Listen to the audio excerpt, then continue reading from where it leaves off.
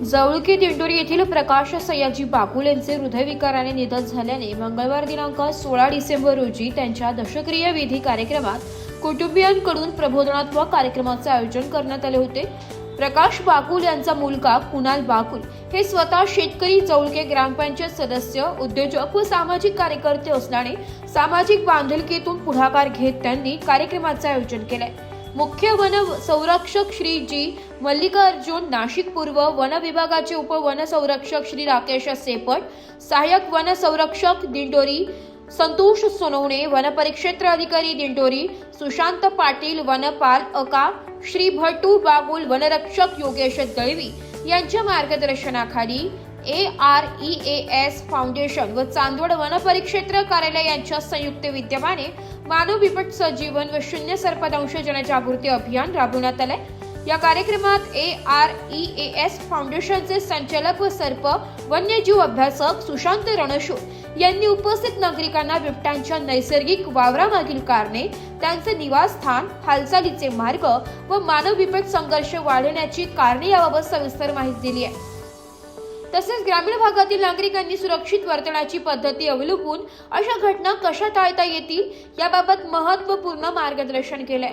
मानव बिबट सहजीवन तसेच अन्न साखळीचे महत्त्व बाबत शास्त्रीय माहिती दिली आहे। तसेच विविध जातींच्या सर्पांची शास्त्रीय ओळख करून दिली आहे। त्यांनी विषारी व बिनविषारी सर्पांमधील फरक, त्यांचे वर्तन तसेच सर्पदंश झाल्यास घ्यावयाची योग्य पावले याबाबत प्रत्यक्ष प्रात्यक्षिक सादर केले।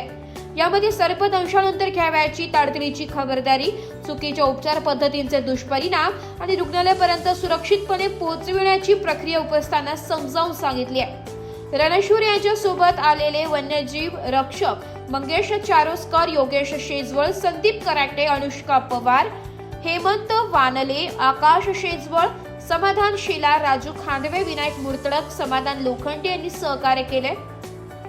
कार्यक्रमासाठी बागुल परिवाराचे नातेवाईक, मित्रपरिवार व सर्व क्षेत्रातील मान्यवर तसेच नागरिक मोठ्या संख्येने उपस्थित होते। तेव्हा हा साप घराच्या दरवाजाच्या फटीमधून आतमध्ये येतो। हा जर साप चावला तर आपल्याला पोटाखाली, बेंबीखाली दुखायला सुरुवात होते। हे त्याचं पहिलं लक्षण आहे। रात्रीचा चावल्याने असं वाटतं की गॅसचा प्रॉब्लेम झाला, फूड पॉइझनिंग झालं, सकाळपर्यंत पेशंट गेलेलं असतं कारण त्याला कळत नाही। आणि त्यामुळे आपल्याला कशा पद्धतीने चकचकीत काळ्या रंगावर सफेद आडवे पट्टे, त्याला ओळखण्याची खूण आहे। अंगठ्या एवढ्या जाडीचा हा साप होत असतो। तर आपण उंदीर हे बिबट्याचे खाद्य आहेत, त्यामुळे आपल्या घराजवळ कचरा असू नये याची खात्री करावी। आपली पाळीव जनावरे बंदिस्त गोठ्यात बांधावीत। गोठ्यामध्ये एखादी पण परिवाराने सकाळी 8 वाजता हा कार्यक्रम सुरू करून एक चांगली प्रथा सुरुवात केली आहे। त्यानिमित्तानं आपल्याकडून समाजाचं काहीतरी आपण देणं लागतो। कुणाल भाऊ ग्रामपंचायत सदस्य तर आहेतच, एक चांगले व्यावसायिक आहेत, एक शेतकरी आहेत आणि एक सामाजिक दातृत्व म्हणून त्यांना समाजाला काहीतरी द्यायचं आहे। आज आपण कुठलाही पेपर उघडा किंवा कुठलाही टीव्ही चॅनल बघा, बिबट्याने केलेली दहशत आज आपण बघतोय, अनुभवतोय। आपल्या वस्तीवरती आलेलं जे काही हे संकट आपण म्हणूया,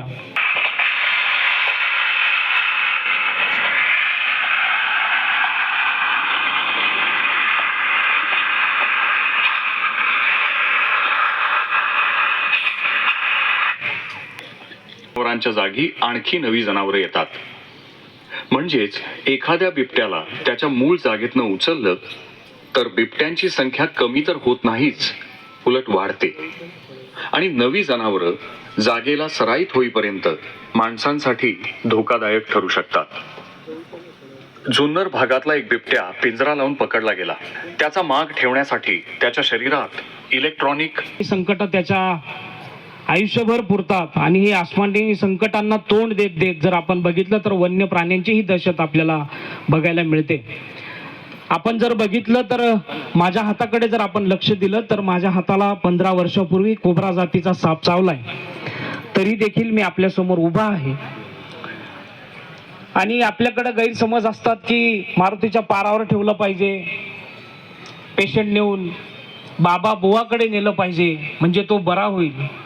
तर आपण शेती करत असताना अनेकदा आपल्याला सर्पदंश झाल्याच्या घटना आपण पेपरमध्ये वाचतो। जर आपण जगभराचा आकडा बघितला तर जगभरामध्ये असंख्य जेवढे काही ॲक्सिडेंट होतात त्याच्यापेक्षा निम्मे ॲक्सिडेंट एकट्या भारतामध्ये होतात.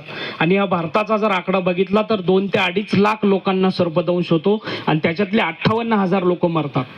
तर हा 58,000चा आकडा कुठला आहे की जो फक्त दवाखान्यात जाऊन त्याची नोंद झाली, परंतु त्याच्या नंतरचा आकडा जो घरीच मेला आहे किंवा रस्त्यातच एक्सपायर झाला आहे हा आकडा नोंद होत नाही आणि तो काही लाख लोकसंख्येमध्ये आपल्याला बघायला मिळतो.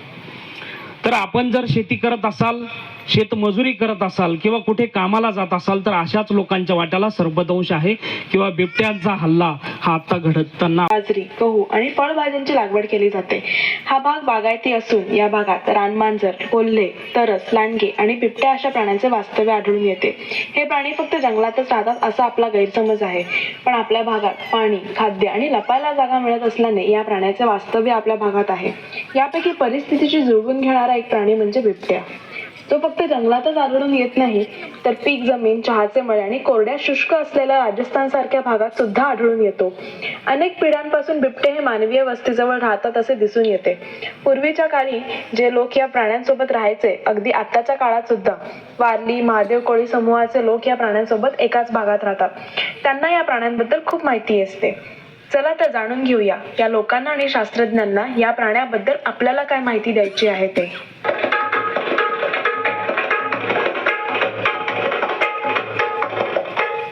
बिबट्या हा प्राणी मांजर कुळातील म्हणजेच आपल्या घरातील मांजरीप्रमाणेच असतो. बिबट्या हा निशाचर प्राणी असून तो रात्री अथवा संध्याकाळी शिकारीस बाहेर पडतो. बिबट्या हा चपळ प्राणी असून सुमारे 10 ते 20 फूट उंच उडी मारू शकतो. त्याच्या आवाक्यात बसणारे प्राणीच हे त्याचे खाद्य आहे. उदाहरणार्थ संरक्षण व्हावं, ते डोळ्यांसारखं भासावं म्हणून स्पेक्टॅकल मार्क म्हणजे चष्म्यासारखं मार्क त्याला निसर्गाने दिलंय. त्याचा आणि विषयाचा काही संबंध नाही. पुढच्या डोळ्यांनी पण तो बघतो आणि मागच्या ज्या 2 डोळ्यांसारखे निशाणे त्याच्यावरून त्याचं संरक्षण होतं.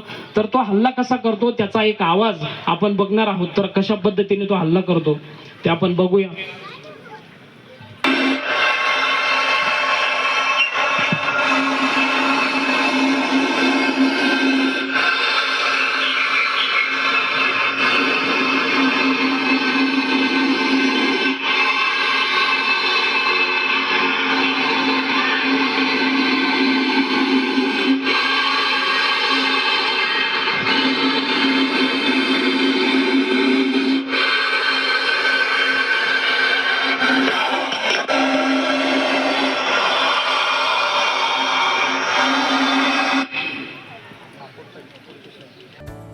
ब्युरो रिपोर्ट, नाशिक लोकशाही न्यूज, नाशिक.